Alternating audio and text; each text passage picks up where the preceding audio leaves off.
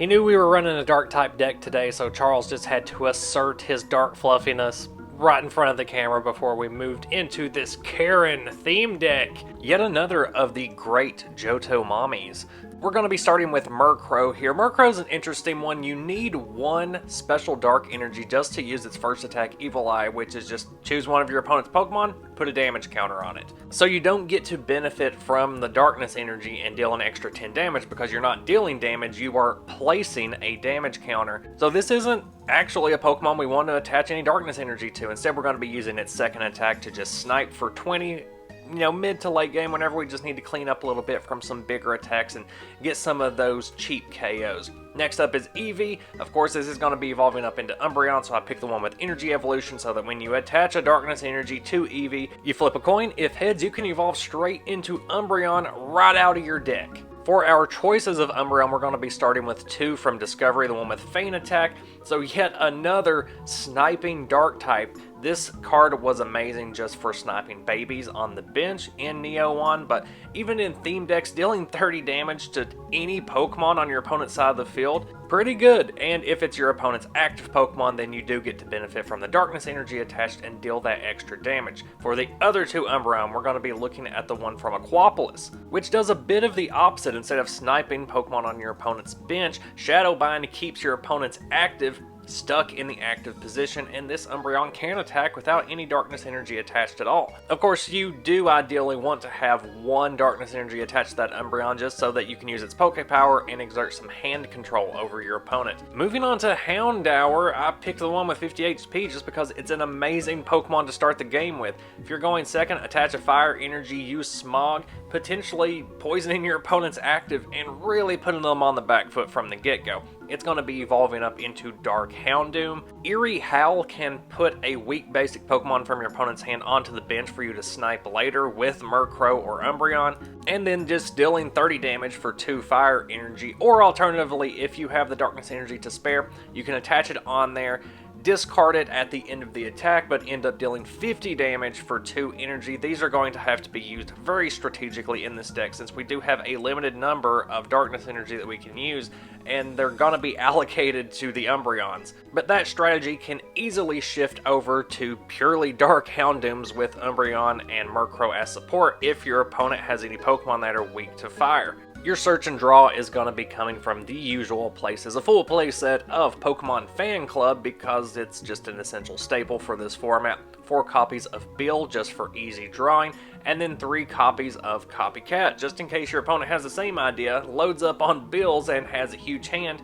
You can match that huge hand size so that you're not at card disadvantage. Since this deck does lean into playing field control, getting your opponent's active stuck in the active position while their big attackers or their better Pokemon are stranded on the bench, allowing you to come in and snipe them, just place damage counters from afar, Double Gust is going to be able to help you get there. Alternatively, you could use Pokemon Reversal. It's not as consistent though. Double Gust is just the go-to for this format because you get to move your Pokemon, your opponent's going to be moving their Pokemon. Ideally, you can force them to move in a certain way and just work with whatever they move into the active position to fit your strategy.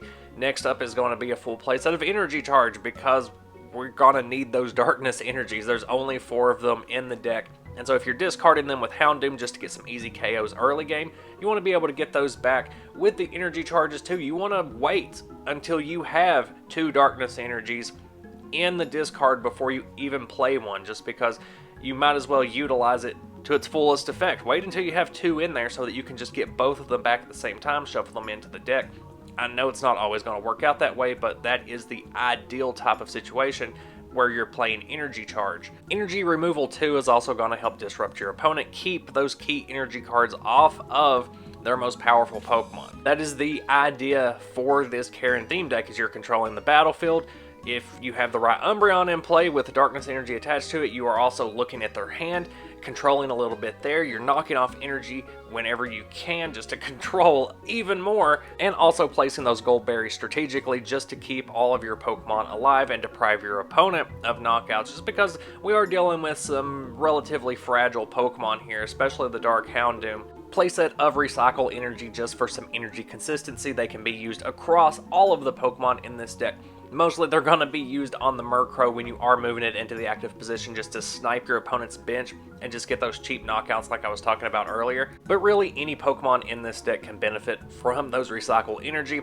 For Darkness Energy, because those are the key for this deck. Karen is a dark type Pokemon trainer, and so of course you need the Darkness Energy in here. I would have maxed them out if basic Darkness Energy was a thing in Neo 1, but it was not. So the rest of the deck's going to be filled out with basic Fire Energy so that we can utilize those Houndowers and Houndooms, which is how you want to be starting the game. You want to be hitting that disruption button right from the get-go. So starting with a Houndour, being able to use Smog, not always going to work that way since there's only 3 copies in the deck, but Pokemon Fan Club is going to make it so that you can get one pretty early on top of nabbing an Eevee to get it onto the bench, attaching a Darkness Energy and hopefully hitting head so that you can evolve straight from your deck, thinning your deck, evolving at the same time, getting that Umbreon of your choice set up for, to the mid to late game shenanigans that it's gonna be most proficient at. Reserving Houndoom for big damage and Murkrow for cleanup. When it comes to Karen's in-game team, we don't have a lot of wiggle room when it comes to alternative Pokemon. I mean, don't get me wrong, I love Karen's team in Gen 2, including Vileplume and Gengar in there as these like pseudo-dark Pokemon that look like they could be dark types, though they aren't. Love it. And we can talk about the inclusion potentially of Gengar and or Vileplume, but first let's just look at the alternatives we have for the other dark type Pokemon on her team.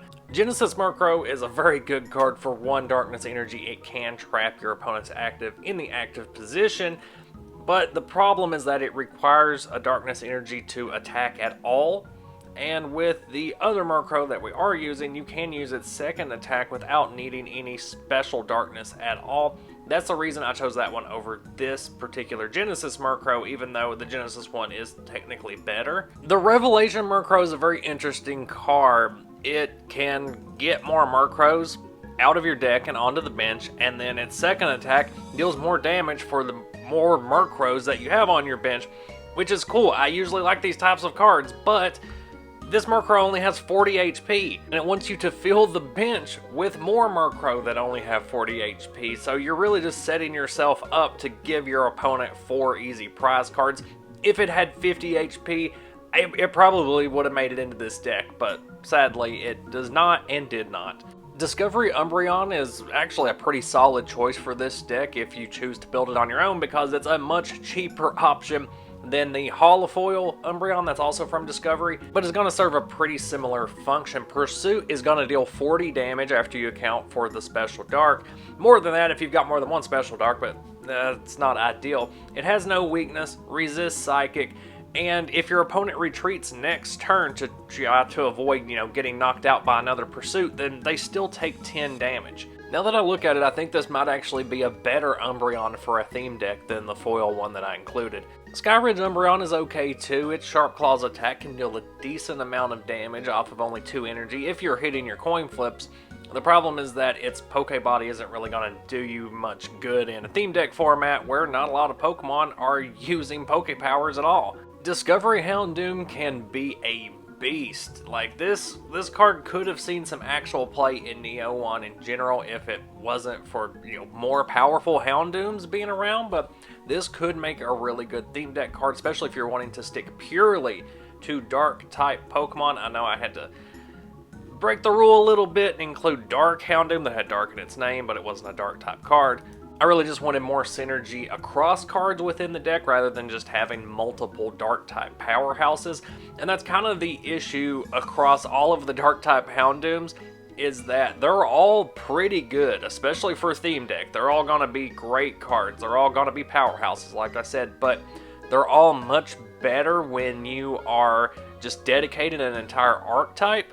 Like Lonely Fang Houndoom is really only good if you are running a Lonely Fang Houndoom deck, and it's the only Pokemon in there. Revelation Houndoom is at its best when you are dedicating your entire deck to utilizing all of your fire and darkness energies onto just these Houndoom. And then a Quapolas Houndoom is kind of the least interesting of the available ones for Neo. It's not a bad card. It can still be a powerful card in a theme deck. It's just Dark Impact is much less appealing in a format that really just lacks Poke Powers all the way around. If you do want to run with a different type other than fire, say you want to go with a Vileplume or a Gengar, if you want to run grass, this Vileplume from Expedition is probably the closest you're going to get to being usable and on theme with Karen, just because it is disruptive and it can deal some big damage. Using any Gengar is going to be rough just because it's a stage 2, so it's going to take up a lot of space in your deck, and it's very heavy on Psychic Energy. All Gengar are super heavy on specifically needing Psychic Energy, so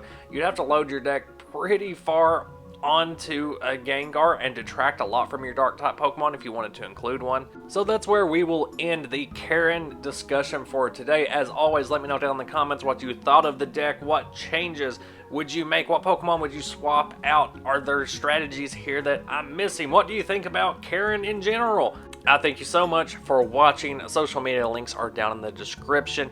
I will see you next video.